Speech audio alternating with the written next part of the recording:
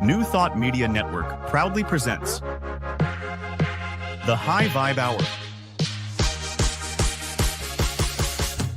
The High Vibe Hour with Reverend Cynthia and Reverend Skip. Fridays at 11 a.m. Mountain Time.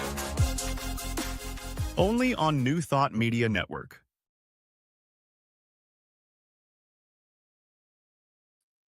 Hey, everyone, and welcome to another episode of the High Vibe Hour here at the New Thought Media Network. I'm Reverend Skip Jennings, and today I am so over the moon excited. I have my sister in shine that's going to sit in for Reverend Cynthia. She is my person I get to play with a lot at the North Hollywood Church of Religious Science. We get to create a community. It's my sister, Dr. Lehman Steen. What's happening? Hi, I'm so glad to be here. I am just enjoying the fact that we're having another probably triple-digit day here in Santa Clarita. Yeah. And life is good. I think today will be all about just relaxing and returning a whole bunch of stuff to Amazon that I don't need. Oh my! So not a big day. I love that. And thank you so much. Our beloved Reverend Cynthia is traveling. She has family. She is taking trips to Bali. And so I'm asking all my favorite people that I learned so much from to sit in as co-hosts. Last week we had Rev Briz on, and he's just amazing. Robert's is amazing. And you too. And next week, y'all, we're going to have Jason Mitchell from Agape on. Nice. And it's a time that we get to hang out and have a high conscious conversation. I like it. Welcome, welcome. So we always start off our podcast with this simple question: how are you raising the vibe? And we know life happens. Things happens. Life is lifing, I like to say. But how are we raising the vibe in this time where things are lifing? So how are you raising the vibe? What's going on with you? Let's just do a little catch up.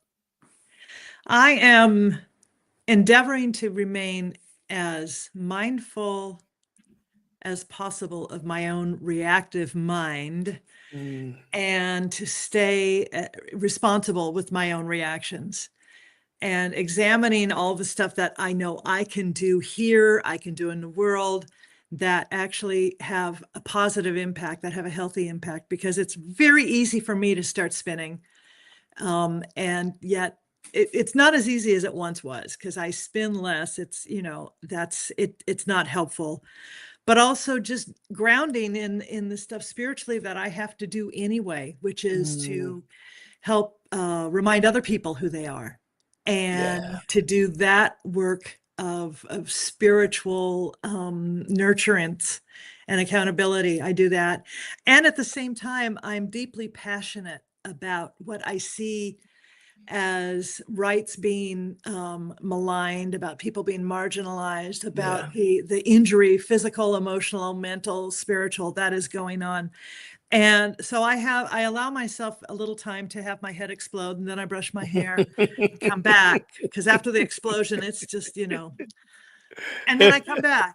And so, we have to be cognizant that we are spiritual beings living in a spiritual universe governed by spiritual laws, but we happen to press through in this human, as Reverend Lola Wright would call it, meat suit.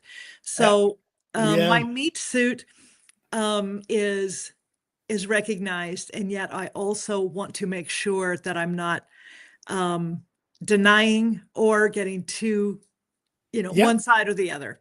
So what about fun? Are you doing anything that feels like fun to you right now? Are you laughing? What are you doing for fun? That's great. I mean, sometimes we just need to have some fun. What are you doing for fun? Talk about this word. I know, right? Qu'est-ce que c'est in your country? Fun. Fun, right? Well, I'll tell you, as you know, the last several days I've been dealing with a back that's my muscles are in sort of a pain mode, which has messages in it as well, which I get.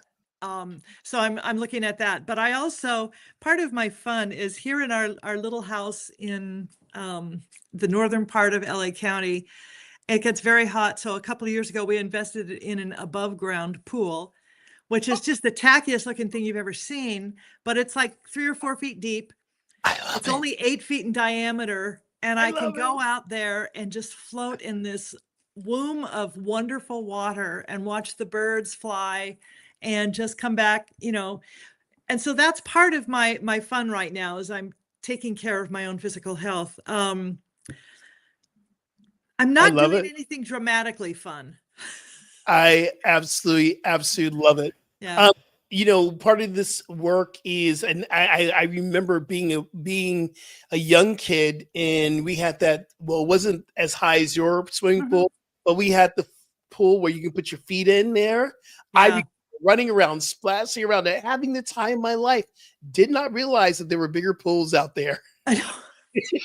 Now there is such a great metaphor in that. That is absolutely perfect. I was in the biggest pool Yeah. possible in the backyard. Yeah. It Yeah. was Yeah. Yeah. so awesome. That's It's great. so awesome. You know what I did yesterday? I actually went to the movies, and I haven't gone Nice. to the movies in a long time. And I said, okay, I'm going to go to the movies. And it was this great movie called The Life of Chuck. And if you get a chance to see this, it'll probably be out streaming very, very Yeah. soon because they don't last long in the theaters any longer. No, they But don't. it was just with no spoilers here, but it was something that really made me think, made me laugh, made me cry. I was like, okay, this is how I'm raising the vibe. Good. You've been with me on this journey with my mom of recent health issues, and I too can begin to spiral down. Oh my goodness, what's happening here, dear mom, dear bro? If I don't take the time to do something that is not work related, Oh and I really yeah. mean I this, you know. understand Yeah. this? Because we help people at our center, North Hollywood Church of Religious Science. We help people, outside. We're on podcasts, we're teaching classes. And if I don't come home and just unplug Yep. from teaching people and telling people that you're one in God, Yep. I don't want to go to the I have to do something that's non-ministerial so I can really unplug. Well, and my dirty little secret is that I love Yes. NCIS mostly because Mark Harmon is adorable. But that I will binge watch that sometimes, not full on binge, but binge Right. light, like Right. 3 episodes until I just can't stand the special effects anymore because there's a lot of blood.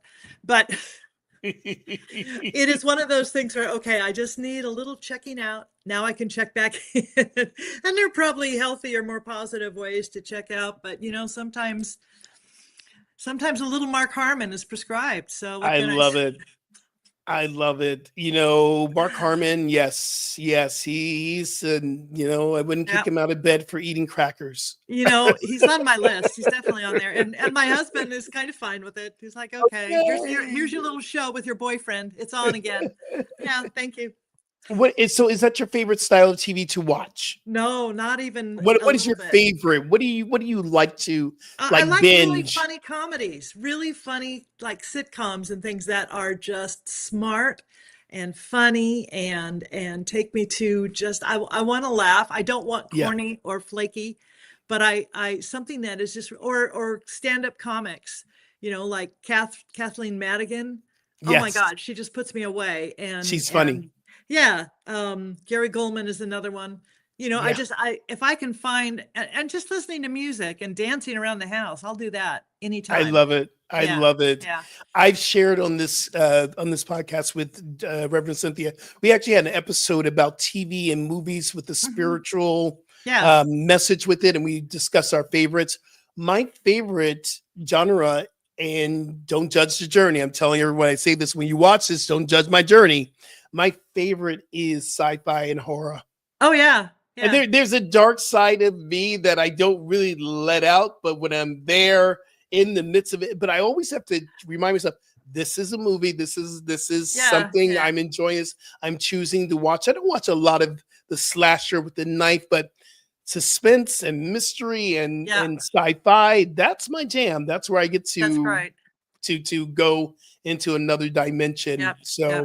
so as you see, we have our flag behind us, and it's our Pride Month. We're still celebrating Pride, y'all. But yesterday was Juneteenth. It was a Mhm. wonderful, wonderful celebration, and our community on Wednesday night, we did a Juneteenth celebration with Jamie Lula, our new music director, myself, and the whole room was filled with people who wanted to celebrate.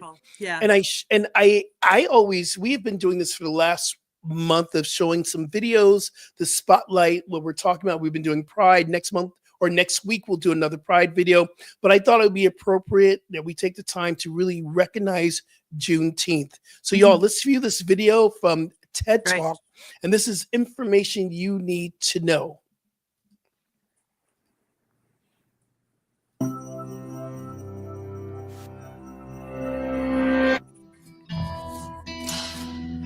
One day, while hiding in the kitchen, Charlotte Brooks overheard a life-changing secret. At the age of 17, she'd been separated from her family and taken to William Nealon's Texas plantation. There, she was made to do housework at the violent whims of her enslavers. On that fateful day, she learned that slavery had recently been abolished, but Nealon conspired to keep this a secret from those he enslaved.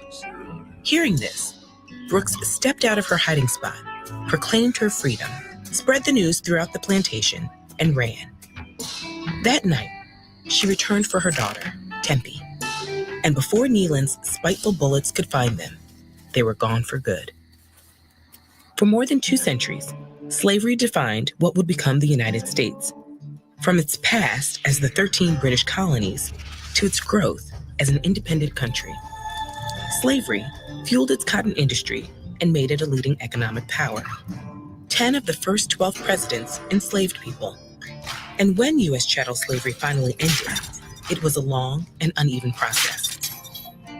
Enslaved people resisted from the beginning by escaping, breaking tools, staging rebellions, and more. During the American Revolution, Vermont and Massachusetts abolished slavery, while several states took steps towards gradual abolition. In 1808, federal law banned the import of enslaved African people, but it allowed the slave trade to continue domestically. Approximately 4 million people were enslaved in the U.S. when Abraham Lincoln was elected president in 1860. Lincoln opposed slavery, and though he had no plans to outlaw it, his election caused panic in southern states, which began withdrawing from the Union. They vowed to uphold slavery and formed the Confederacy, triggering the start of the American Civil War. A year into the conflict, Lincoln abolished slavery in Washington, D.C., legally freeing more than 3,000 people. And 5 months later, he announced the Emancipation Proclamation. It promised freedom to the 3.5 million people enslaved in Confederate states, but it would only be fulfilled if the rebelling states didn't rejoin the Union by January 1st, 1863. And it bore no mention of the roughly 500,000 people in bondage in the border states of Delaware, Maryland, Kentucky, and Missouri that hadn't seceded. When the Confederacy refused to surrender, Union soldiers began announcing emancipation. But many southern areas remained under Confederate control, making it impossible to actually implement abolition throughout the South. The war raged on for 2 more years, and on January 31st, 1865, Congress passed the 13th Amendment. It promised to end slavery throughout the U.S., except as punishment for a crime. But to go into effect, 27 states would have to ratify it first. Meanwhile, the Civil War virtually ended with the surrender of Confederate General Robert E. Lee on April 9, 1865. But although slavery was technically illegal in all southern states, it still persisted in the last bastions of the Confederacy. There, enslavers like Nealon continued to evade abolition until forced. This was also the case when Union General Gordon Granger marched his troops into Galveston, Texas on June 19th and announced that all enslaved people there were officially free and had been for more than 2 years. Still, at this point, people remained legally enslaved in the border states. It wasn't until more than 5 months later, on December 6, 1865, that the 13th Amendment was finally ratified. This formally ended chattel slavery in the U.S. Because official emancipation was a staggered process, people in different places commemorated it on different dates. Those in Galveston, Texas, began celebrating Juneteenth, a combination of June and 19th, on the very first anniversary of General Granger's announcement. Over time, smaller Juneteenth gatherings gave way to large parades, and the tradition eventually became the most widespread of emancipation celebrations.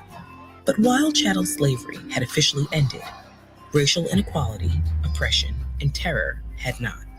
Celebrating emancipation was itself an act of continued resistance, and it wasn't until 2021 that Juneteenth became a federal holiday. Today, Juneteenth holds profound significance as a celebration of the demise of slavery, the righteous pursuit of true freedom for all, and a continued pledge to remember the past and dream the future. People resisted slavery in the U.S. as long as it persisted.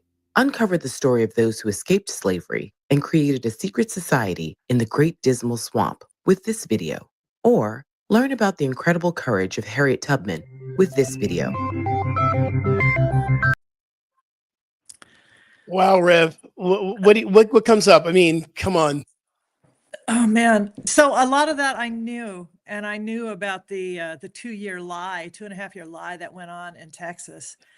I think that's a really brilliant discussion and just, expression of all the information. I grew up in Southern California, and we who are Californians like to think of ourselves as being very progressive, very aware, very wise, very educated, and all of that stuff. But the truth is, everything I learned in American history was wrong, because it was all taught through the filter of entitlement and white privilege and whitewashing. And I mean, I'm not telling you anything you don't know. And that right there is just, my heart just started going like this as I was watching that. And the whole idea of enslavement and then keeping the word secret just is, oh Yeah. God, it's heartbreaking. And It is heartbreaking. And one of the things too that's very important, and I say this every year, the reason why we call it a celebration is to celebrate this idea of freedom, because we still have a lot of work to do till we're fully free. And Fannie Lou Hamer's favorite big quote that everyone knows: until we're all free, no one's free. right. And Right. part of this is we have to remember. I not love what happened in Germany, but I love how they handle it. They don't try to whitewash or remove the Holocaust. No. They said, this is what we did. We're sorry. We're going to remind ourselves so we don't do it again. Exactly. What you see right now, Rev, of this whitewashing, how dangerous is this? And I know you know, but tell our listeners how dangerous this is, the whitewashing of our history. Oh, it's incredibly dangerous, because what's happening is it's a restriction of information. And anytime a flow of information is edited, limited, restricted, or codified somehow, you run the risk of having a narrative that is not a true narrative. And I think that celebrating Juneteenth is an act of profound, not just patriotism, but beyond patriotism, it's an act of resistance, and it's activism. And this thing about a narrative of how we gonna spin this, right? We are in a thing that we call truth teachings, and this idea that the truth sets you free is not just a pretty line of wisdom from the Bible, Old or New Testament, or any other spiritual wisdom writing. It is actually a psychological truth, because the moment you tell the truth about something, about a fear, about an anger or a love, then everything around you is released. It is free. Everyone becomes free. So this idea of restricting what is the actual truth is it's insulting, it's offensive, and that's part of the head exploding stuff that boom boom, boom. Exactly. And I'm not, I mean, I look like me. Yeah. And people who look like me who don't understand this, they're the ones who I think in so many ways need to understand that having the freedom, just having those freedoms across the board do not take away from the freedoms that you already have. It's going to make you uncomfortable. And we are trying to legislate comfort, and that's bull. That's Yeah. total bull. Absolutely. One of the things that I remember when George Floyd was I'm going to say lynched, assassinated, Yeah, murdered yeah. in front of our eyes during the pandemic, and we were all forced to watch this. And I remember having conversations with my non-people of color friends who really didn't understand this process until they were forced to understand it. Yeah. And it's always inspiring for me to hear someone like you who is white to come up and saying, listen, here's the truth. This is what's happening. We all need to rise up together. Part Yeah. of this, I believe part of this next round, here's the next round of a continuous cycle of rising up, because that's what's happening. It's an uprising. We are finally getting the message. It just can't be on Black people or women or gays, or we have to all come together as a people to rise up. And I believe evidence was of a couple Saturdays ago where we saw millions all over the world rising up together. It didn't matter what color you were, against what is happening here in our country. How inspiring is that to you? That was over 3% of the American population was demonstrating, and they were expressing their contempt and their unwillingness to have it continue. And what impressed me a lot was that so many of the people did look like me. Mm-hmm. And I'll tell you something else that hit me yesterday, because there's the reframing that happens constantly right now with this current administration. So yesterday, ICE tried to get into Dodger Stadium to arrest, I don't know if you know about this, to go in and find as many undocumented workers as they possibly could, or as they like to call them. They like to say the illegals. There's no such thing as an illegal human, So, but here's what happened. And there's drone footage all over the place about this. They tried to get in. There were ICE vehicles, there were police, there were sheriffs, there were the white vans that we've all been seeing, and I watch for them constantly now. And the guards at Dodger Stadium would not let them in. They just would not. Nope. Oh, by the way, no. And finally, they all had to turn around and leave. And then a demonstration began to take place. A lot of people who came in to say, no, not in my world, not in my neighborhood. You are not going to be arresting these people. You do not have access. You don't have the right. We're protecting them. And so now the narrative that is being spun from ICE and from the government is, well, that never happened. And it did. There's footage. I mean, you can watch it with your own eyes. You see these trucks, these cars, these vans all in there, and the policemen, the sheriffs, the ICE workers are all trying to get in there, and they're all heavily armed, and they had to turn around and leave. It did happen. It did freaking happen. And so to tell us that we're not seeing exactly what we're seeing is one of the ways in which fascism anchors. Right. Yeah. Absolutely.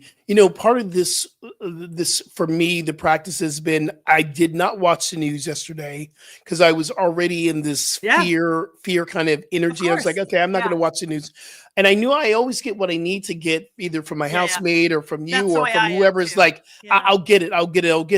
But here's the thing. When you hear and you see this and you watch what's happening, what is your practice? Mine is to go and pray. I know I'm to pray and to envision a world that works for everyone. Do you have another practice that you do to hold consciousness for what's happening? Yeah, I do. I go back to prayer. I have to go back to prayer, and I go back to the central truths that I know, that the truth will set us free. The truth does set us free. That we have to have this mind of infinite awareness, or know that we have access to this mind of infinite awareness, and that anything, this is Myrtle Fillmore, anything that falls short of the Christ perfection can be changed. Yes. Anything and so I go back to that saying, okay, this is very, very short of that Christ level of perfection, that wholeness, that oneness, that peace, that absolute love, that connection. So it has to be changed. Absolutely. And so that's part of my practice, is to recognize that this is not permanent, but we must respond. Once we have gone within, then we need to respond as if it has the potential to become permanent. Ernest Holmes said something very similar, because they hung out together, which Ernest Holmes says, I not use the word, I reject anything that's not like the Christ consciousness. Right. So anything that's unlike the Christ consciousness, it's like not in my mind. Yeah. And it doesn't, and this is a fine line, I believe, from having a spiritual bypass to not entertaining these ideas. It doesn't mean that we're going to be our heads in the sand like an ostrich. It means that we are very clear, but we're not going to entertain this idea of being separate. Right. I'm not going to. Well, the other thing too is, as you know, I have 3 questions that I ask. Yeah. And this practice started a long time ago. And it actually, the first question, and I remember it in 1985, going to an Asilomar conference for the Church of Religious Science, and Dr. Arlene Bump, who just made her transition this week. Whoa, hold up. Stop right there. Okay, hold on. Because, part of my legacy was going to Fort Lauderdale as... And she was there for 20 years. I tagged you on this. Didn't you get it?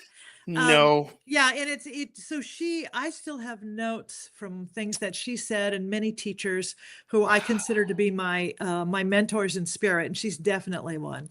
And in one of her talks, she said, it's important that we go to spirit first and say, what is there? Okay, spirit, what is there for me to know about this? What do I need to know? And that has always been the first question for me. What is there for me to know? Spirit, tell me, what do I need to know about this? What's the information here for me? And then the second question I ask is, okay, now I have that, what I need to know. Who am I to be? And that comes back to the reminder of, I am a spiritual being in a spiritual universe governed by spiritual laws, which means I have those qualities that are true about God are true about me, which means I am limitlessly connected. I have infinite potential, and I am one with all life, and I am not limited by appearances in any way. And I can do that which I am inspired to do, which brings forth that next question, which is, what is mine to do? And I've started asking the question first of, what is mine to give? Because what I see, and I heard this a lot, I heard it from different spiritual communities, where when something like this happens in the world, anything that goes on, the first thing they go to is, well, I just ask, what is mine to do? What is mine to do? And I think you can't even ask that question until you have come back to an awareness of what you know, who you are, and how that knowing informs and guides you. Absolutely. Wow. Well, I don't like saying rest in peace, because I believe when we get to the other side, we're going to be dancing. We're not going to be resting, but we won't be tired. So Arlene Bump, we celebrate your life and your legacy, and then what you brought in our New Thought community. And Marianne, I see you. Welcome, Marianne. Thank you for being here. One of our members and people who just support what we do here. So here's what we're going to do. We're going to take a break, and you already started asking some questions. We have the 6 spiritual questions I'm going to ask you that every person who's on a spiritual journey, well, everybody needs to kind of ask these questions. So we're going to take a little bit of a break, and when we come back, we have more with my friend, Dr. Sydney. All right, hold on tight, y'all. We will see you real soon. Peace.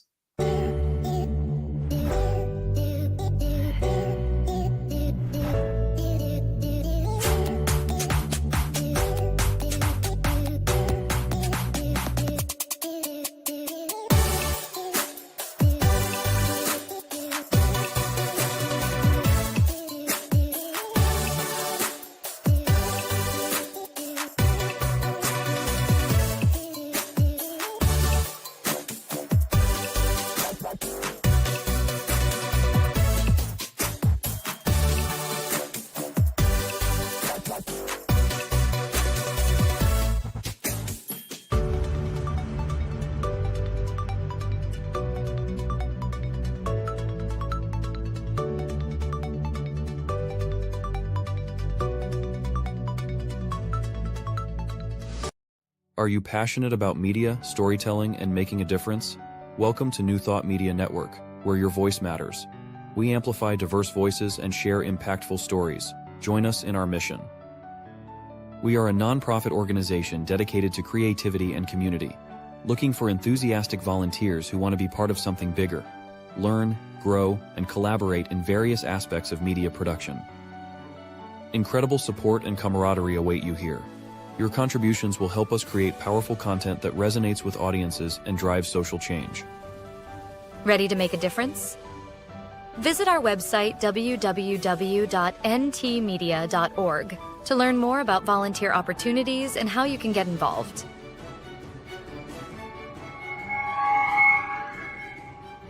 Find our volunteer inquiry under the Engage tab on our website, or visit www.ntmedia.org/volunteer. We look forward to connecting.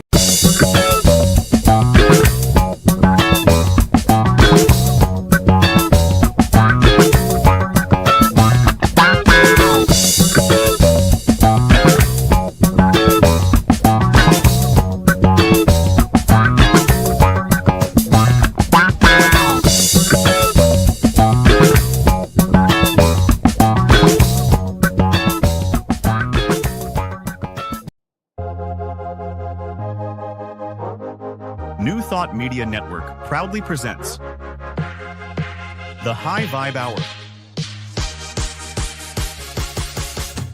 The High Vibe Hour with Reverend Cynthia and Reverend Skip. Fridays at 11 a.m. Mountain Time. Only on New Thought Media Network. Hey everyone, welcome back to the High Vibe Hour, and I'm here with my beloved sister, Dr. Sydney, and we are just having a really incredible high conscious conversation. And remember, y'all, if you want to join the conversation, just drop some questions into the feed that you might want to know. Might want to ask Dr. Sydney or myself, or some comments. This is interactive. And if you're watching this on the replay, know that you can always join us live, 10 a.m. Pacific Standard Time every Friday. So first question, and this is a biggie, but this is, I believe, the first spiritual question that everyone should ask or eventually get around to asking. And the question number one is, who am I really? Not just who am I really?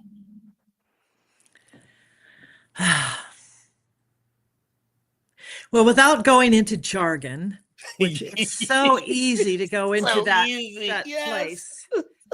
So, people can get very ohmy, and this is one of my jokes about that. It can be very faux ohmy, or, foamy. But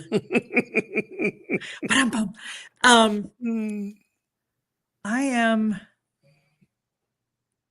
am here by divine expression as part of God. I'm here to do something. I'm here as the divine. I'm God. And we don't claim that enough. Yeah. We're afraid to claim. There was a minister I remember years and years ago who said, well, of course, we're not actually God. We're like little godlets. And I went, oh, sister, that is just, we are God. We're not all that God is, but God is all that we are. And I'm only about this much into really, really knowing what that means. And I've been doing this since I was 8 years old, and I'm still going, what does that really mean? What does that really mean? What does that really mean? What does that really mean? What does that really mean? What does that really mean? So. And I love our conversations, and I've had conversations with people. I will say that, I had a conversation with one of our students who just graduated from, practitioner training, graduated, passed their boards, and one of the students says, I'm having a real hard trouble with saying that I am God. Mm-hmm. And my response to the student is that, well, we're all God. You're not the only God. Yeah. And you've said this from the pulpit, you're not my God, but we are God in the flesh. And if you have a challenge with that word God, mm-hmm. I'm going to ask you to shift it up, change it up. Yep. How about I am love, you're love? Is that easier to say? They go, yeah, I can say that. Same thing. How about I am divine, you're divine? Can you say that? I'm energy, you're energy. Can you say? Yeah. So I believe that God word is the triggering word, if we haven't deconstructed and then reconstructed Yeah. what God is for us or Yeah. what that word means, then yeah, that's going to be a trigger. And that's something that we're not going to be able to do. One of my teachers years ago, her way of doing this was Helen Street.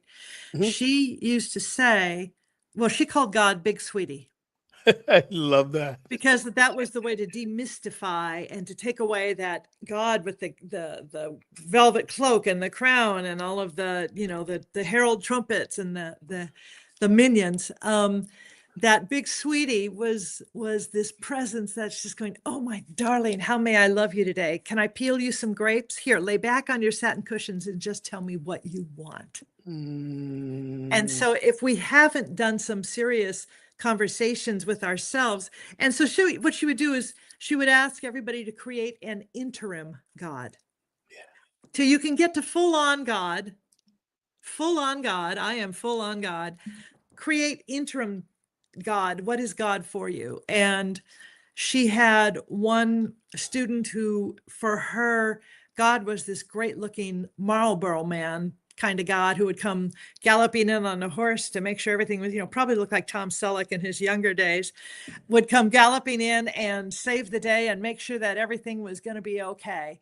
And for me, because I was deeply involved in the music industry here in Southern California for years and years and years, my God was like the world's best agent who was always working behind the scenes to make sure that I was connected with people, that I had the right opportunities, and that I was open and receptive, and that I was ready when the opportunities presented themselves. I mean, you know, somebody who was always advocating for me.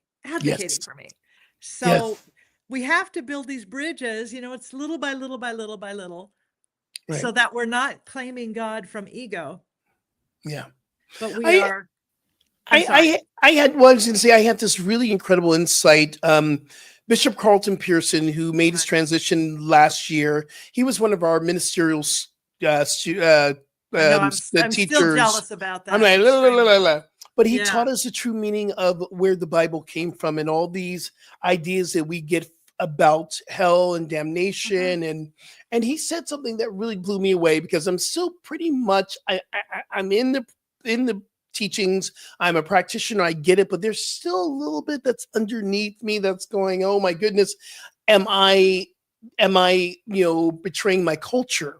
Because Christianity, from the Black perspective, it's cultural. It's not just religion. It's who we are. Sure. We go to church, we sing in choirs, this is what we do.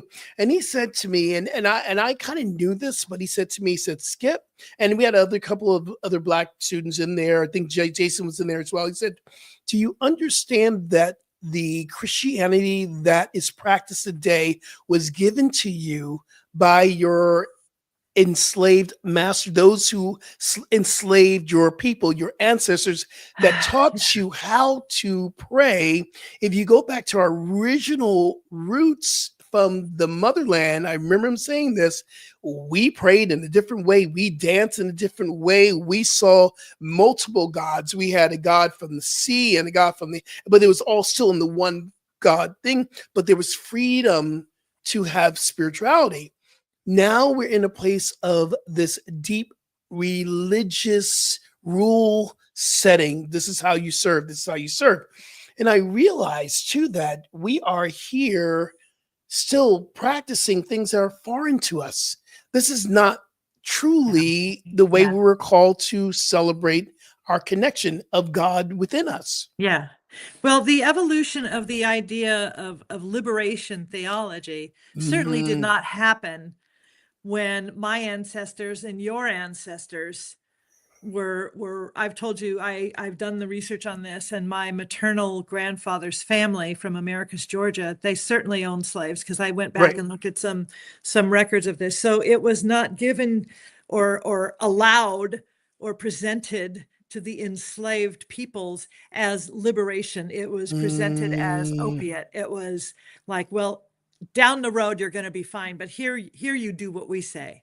Yes. And so now, as we are moving into a greater understanding of what liberation theology is, and this was, you know, I have a deep passion for Howard Thurman, who, and I also love the words that David Alexander, the way he brings this idea of liberation theology around full circle, extending it from what it used to mean, because everything evolves, that it is a liberation of our thinking, of our awareness, Yes. of our identities, of our Yes. of our freedoms, of our inclusivity, of our love. It's all of that, and it's that we are liberated from the old rules that our ancestors taught Mhm. us, that our old teachers taught us.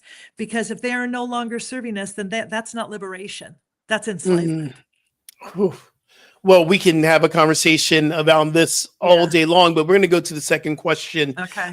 Here's a really light question, and we'll just throw this in there. Number 2, why am I here? Why am I here, Rev? What? Why am I here? That's the second spiritual question that Well, we should be answering. Why am I here? I think you're here so that you and I can play more and dance more and laugh more. But as far as why I'm here, Yes. because I really can't, I can only answer the question for you in terms of my own, That's a great point. That's the a great fulfillment point. of my own needs. Which, oh my God, I finally have someone that I can share this with at church, and it's so great. And thank you for saying yes, by the way. But why I'm here, and I think I knew this at an early age, that and it might sound self-aggrandizing, and that's okay. But I am here to help people turn on their own light, find their own light, and recognize how amazing and divine they are. And it's not according to my theology, but just that they know that they are worthy, that they are here and they are alive. And just the fact that they're breathing oxygen, that they're carbon-based units, means Right. that they are divine. So my purpose is to light people up. So if someone came to you, they wanted counseling, and they're asking, how can they find that answer for themselves? How do they start to cultivate, why am I here on this planet? What can you tell our listeners and our viewers? I like to keep it as simple as possible. Okay. What do you love to do? What Mm. brings you joy? What delights you? What makes you laugh? And Helen Street used to say that thing that everybody used to tell you you weren't good at and shouldn't do, that is your purpose. And for example, I have been told, as you know, I was told in a ministerial panel that my energy was too big. Oh my God. Thank you very much. Didn't they recommend counseling or something for you? What did No, they it's recommend? even better. One of them said, well, you might consider hypnotherapy. Yes. And, it's not Really? enough when your head explodes from what happens in the world, but when there's spiritual malpractice going on, metaphysical malpractice, and it clearly was, but I thought, I just want to get the hell out of this panel. So I went, okay, tamp, which I could feel myself doing it. And I thought, this is such a hypocrisy. But I know that if I can just jump through this stupid ass flaming hoop, I will be able to live with this infinite light and energy. And I even went to one of the persons in charge of that paneling and told her about it. And she just, one of these things, but to keep it simple, what is it that you love? What is it that you desire so much that it makes you happy, that you just, it can either make you infuriated, bring tears to your eyes, or you can just laugh so hard you need to, run to the bathroom because you're laughing. That's the thing to follow, is the fun. We follow the fun, because this presence of God isn't anthropomorphically sitting up in its heaven saying, well, I'd really like you to write an encyclopedia of no. We're here to have fun. We are here to live and to I to believe light. that this is something that has to be relearned for, especially us here in America.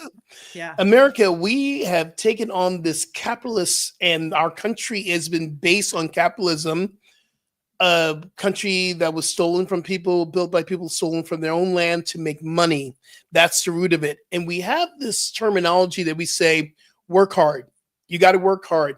You got to work, and you got to, and having fun is not in our vocabulary about living to have fun. I know. I go away and I travel quite a bit around the world, and I love going to Europe because Europeans laugh at us, not in a good way, but in a way of, well, they laugh with us. They're saying, y'all don't know how to live. Yeah. And when they say you get 2 weeks off and that's it, we get 4, 5, 6 weeks off. We come in later on, we sleep in, and it's like one of those things where you go, what are we doing wrong here? We are working, we're living to work. And it's just like, what? As a musician, I remember one time being at a conference, and it was one of the composers who used to do all of the stuff for Post Carpenter, Mike Post and Pete Carpenter, I think it was. And Pete Carpenter was doing this. He was a composer. And somebody was asking about, well, it was I don't remember the question, but it was very, very serious. And Pete said, we don't say we're going to go work music. We say we're going to go play music. Where are you going? Well, or we might say I'm going to work. I play music. I play music. I don't work music. I play music. You play music. And that is another one that is, if we're not playing, and it doesn't mean be irresponsible and bring your whoopee cushions and your rubber chickens, although that could certainly be a part could happen too. God bless you, Weird Al. I mean, that's perfect. But we are here to play music, to play spirit, to play life. Yeah. I always say this, and I believe the reason why I can very confidently say that this is the best position I've ever had in anything I've ever done working with you is because we come in, we laugh a lot in the office. Oh, I know. Sometimes when we have clients coming into the office, we have to be very mindful that we're not so loud because you have a client or I have a client. We have to watch because we have so much fun. It's enthusiasm, listeners. Enthusiasm means in spirit. We're enthused in the spirit. And that's what I feel that's in our work. And we get to take time off when we need to take time off. And we get to go on vacations and show up. And yes, we come in with a high intention to create a community, which I love doing that with you. I love. Dr. Mark was really, he was the senior minister here, as you know, for 30 years. And he was very insistent when I first came in as assistant minister to onboard to senior. He said, you need to take care of yourself. So whether or not your contract says you get 2 weeks or 3 weeks, whatever that is, you are here to support this, to lift this community. And that's a lot of heavy lifting. Yeah, you've already called me out on that several times. Yeah, and it's not like we're all just going out for margaritas at 2 o'clock because we don't do that. No. Right now, I'm having dry June, by the way.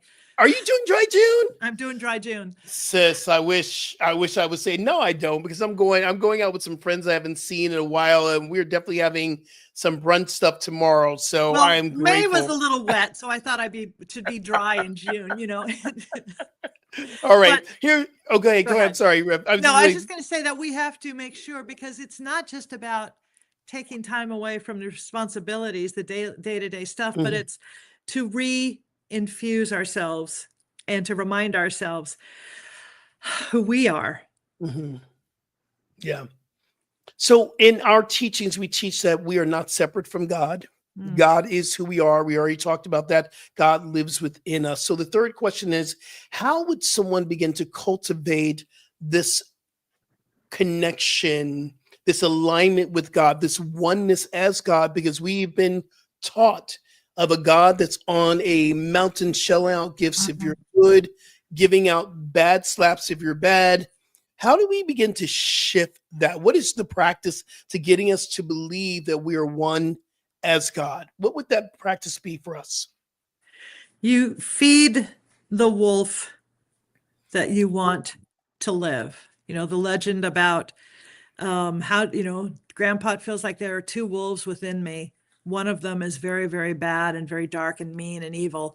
And then there's another one that's very, very loving, very good, and very fair.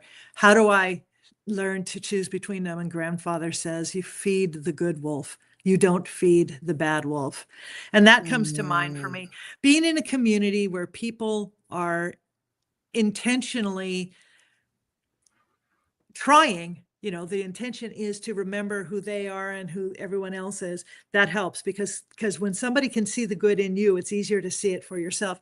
Spiritual practice, but good, holistic, WHO-listic spiritual practice, which means meditating and contemplating, not on worry or fear or unworthiness, but absolutely resting in the awareness that God is all there is. God is all there is. God is all there is. God, I am one with God. I am one with God. And really beginning to, as you did earlier, ask the question, who are you?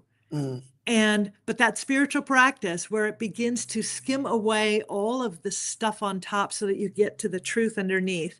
And I think that taking classes that raise your own vibration of knowing who you are, spiritual study helps a lot. And it's not that anyone who takes a class is on their way to becoming a minister or a practitioner or bishop, whatever it is. It's so that you learn to remember that there is a power for good in the universe that surrounds and fills us, and you can use it. And here's how. Mic drop. There you have it. I love that. I echo everything you just said. Question number 4. What is holding us back spiritually from the spiritual growth? What is holding us back? Unworthiness, fear of not being good enough, fear of not doing it well enough, fear of not being accepted, feeling unworthy, not accepting ourselves, not loving ourselves. We have to really, really love ourselves first. We have to love all of it, the warts, the muffin tops, the everything, the split ends, whatever it is, that we are absolutely divine beings, and that everything about us is God, is whole, is divine, is just luscious and lush and so freaking huggable. It's fear and it's unworthiness. How do you deal with fear? You brought it up, so I'm going to ask you that question. How do you deal with fear? I recognize it. Ooh. I look at it for what it is. I had a realization the other night, one of those, I call it my 3 a.m. team. They like to wake me up and say, "Oh, you're not doing this well enough." Or that, they're my committee that I didn't ever vet or hire. But the fear thing is about really looking at it, and then I don't bury it. I don't shove it aside. I get intensely curious. What am I afraid of? What is the fear? Is this thing I'm afraid of happening? Could it happen? What would I do if it did? What's the plan? Get practical, but get pragmatically curious. Where did I get this? Who in my life had that habit that I acquired it from? My mom was very fearful. And I remember that every time she had to pay bills, because she was a divorced woman, and we're really working to make sure that everything, that there was enough alimony, enough wages, because she was working full time and raising 2 kids, that everything at the end of the month. So once a month for 3 hours, she would lock herself in the guest room / TV room in the house and say, "Don't anybody interrupt me. I have to pay bills and I am terrified right now." So it took me a long time to start to love my finances, and to not be afraid of them. And then so there's fear. We hear a lot of different acronyms, false evidence appearing real, and that is absolutely a viable thing to look at. And then we can also look at that and say, well, what are the facts here? What's the fact? Because there's fact and there's truth. Truth is the deepest and the greatest and the biggest. Fact is the one I came up with, is fluid assessment of a current trend. Ooh. That's what fact is. Because the fact is, people thought the world was flat until it wasn't. The fact is, 14 billion years ago, oxygen was a toxic gas until it wasn't. Fact change, truth does not. Ooh. Question number 5. Here we go. How do we embody compassion and truth? Wow. How do we embody this? Because we Yeah. right now, compassion is being called forth everywhere I see. I know compassion, compassion, kindness, compassion. How do we embody compassion? The willingness to feel pain and vulnerability, Ooh. the willingness to be tender, the willingness to understand, the willingness to drop our shields and to say, wow, this reminds me of a hurt that I had, the willingness to feel that hurt again, the willingness to recognize that life will hurt. And yet together we can comfort, we can cushion, we can hug, we can support, and we can grow through it. But it's a willingness, because I see compassion being called out right now in some paths that like, well, that's a weakness. Oh my God. Well, if it is, then I want to be as weak as I possibly can. Yeah. Yeah. That's incredible. Incredible. We're going to end this conversation. It just went way too quick. So you might have to come back again. In fact, I hope you will. Okay. I'm going to ask you this final question here I'm going to flip the script. I'm going to start asking all our guests this.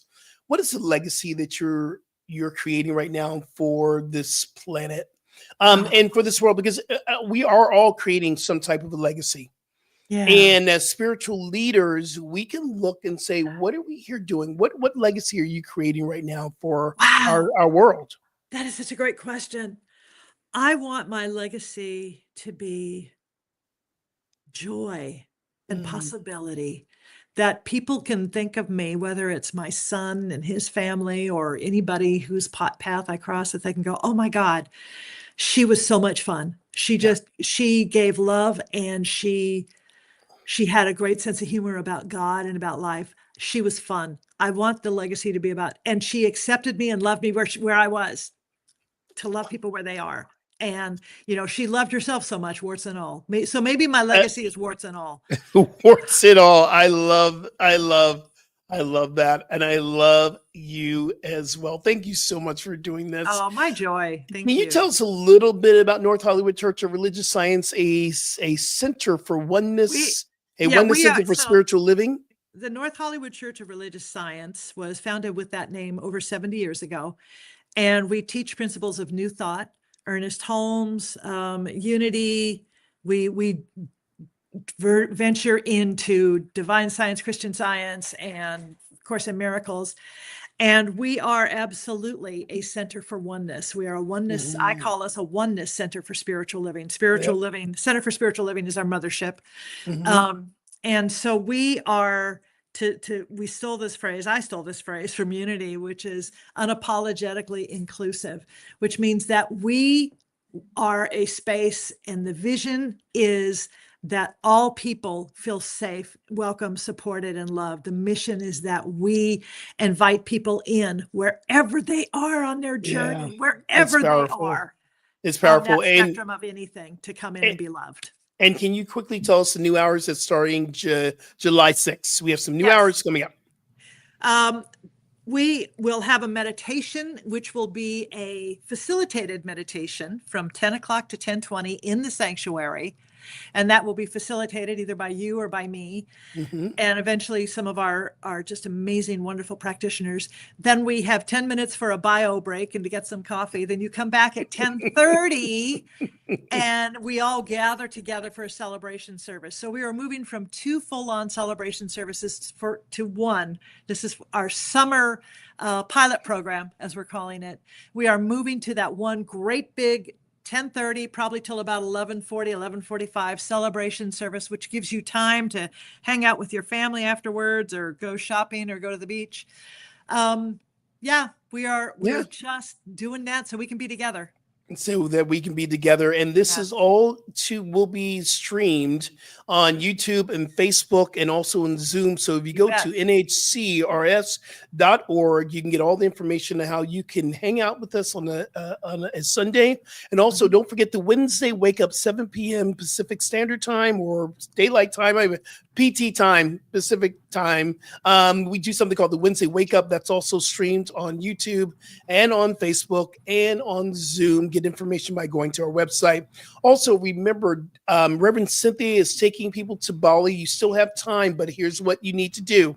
Reach out to her via her website, but you have to pay the money straight up. No more payment plans, because she's leaving July 13th, and she can help you get all your travel together and everything. So if you're feeling it, you want to go, that's great. Now, if you want to, where you have payment plans, you can go with me. I'm going March 14th through the 27th. Come with me. Go to my website. It's the Bali retreat in March, but we do have an information time that you can sign up for. I think it's July 6th, the same day we go to one service. At 5 p.m., we're doing an information day or information meeting with our partners in Bali. So you can ask questions, see videos, ask questions, and we do have payment plans. Go to my website. You can sign up for either the trip right away, or you can sign up for the information meeting. Also, remember, y'all, this is a ministry. So we are at the New Thought Media Network. We are a ministry, so you can give a donation directly to NT Media, ntmedia.org/donate to keep our doors open, to keep our message going out worldwide. And also remember to Reverend Cynthia, she's part of the Las Vegas Center for Spiritual Living, and Dr. Sydney is going to be visiting there in September for a convention that's going on there. You can get more information on their website. Vegas is like, what, $300, Rev? It's under that for 3 days. For 3 days, you can go to Vegas. Yeah. You can get some spirituality on. If gambling is your jam, go gamble. Go gamble. And all our information is in our program notes below. If you're looking for some spiritual counseling, both myself, Reverend Cynthia, and myself are spiritual counselors, and also Dr. Sydney, we do everything. So reach out to us directly for more information for all this stuff that we're doing. Once again, Rev, this has been a wonderful experience. I have learned so much from you, as I always do. Thank you. Thank you. I am so honored, not just for this, but just being in your orbit is so much fun and helps me all the time to realize more and more of the God that I am. And so I'm grateful to you. Thank you. Thank you. Thank you. Everyone, remember, transformation is a choice. You can choose today. You did choose today because you said you were going to come in and you made your appointment. So peace and blessings until next week. We love you. Peace, y'all. New Thought Media Network proudly presents The High Vibe Hour. The High Vibe Hour with Reverend Cynthia and Reverend Skip. Fridays at 11 a.m. Mountain Time. Only on New Thought Media Network. Are you passionate about media, storytelling, and making a difference? Welcome to New Thought Media Network, where your voice matters. We amplify diverse voices and share impactful stories. Join us in our mission. We are a nonprofit organization dedicated to creativity and community, looking for enthusiastic volunteers who want to be part of something bigger. Learn, grow, and collaborate in various aspects of media production. Incredible support and camaraderie await you here. Your contributions will help us create powerful content that resonates with audiences and drives social change. Ready to make a difference? Visit our website, www.ntmedia.org, to learn more about volunteer opportunities and how you can get involved.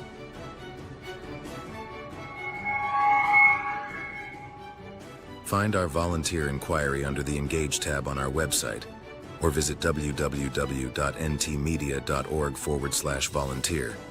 We look forward to connecting with